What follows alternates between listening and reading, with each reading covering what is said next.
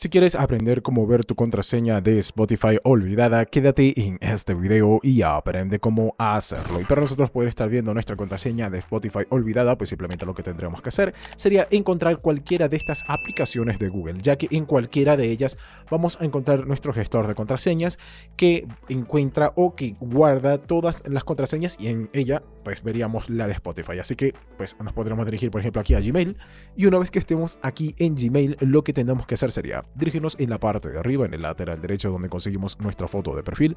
Allí le tendremos que dar un clic y una vez que estemos en este apartado vamos a ver que aparecen diversas opciones dentro de la cual a nosotros nos interesa esta que se llama cuenta de Google. Así que le damos un clic allí. Una vez que estemos en este apartado de cuenta de Google vamos a ver que aparece principal, información personal, datos y privacidad y la opción que nos interesa que se llama seguridad. Allí le tendremos que dar un clic y una vez que ya estemos aquí en seguridad, pues lo que tenemos que hacer sería darle hasta abajo hasta que encontremos aquí nuestro administrador o nuestro gestor de contraseñas. Así que le tenemos que dar un clic allí y aquí lo que tendremos que buscar sería Spotify.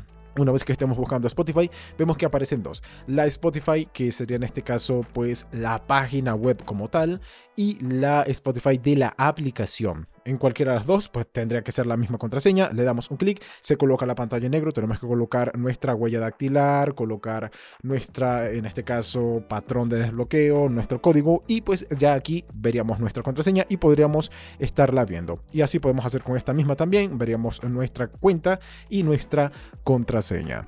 Y esto fue todo. Si el video te gustó, por favor, dale like, comenta si te funcionó el método, suscríbete y dale a la campanita para que no te pierdas ninguno de nuestros videos.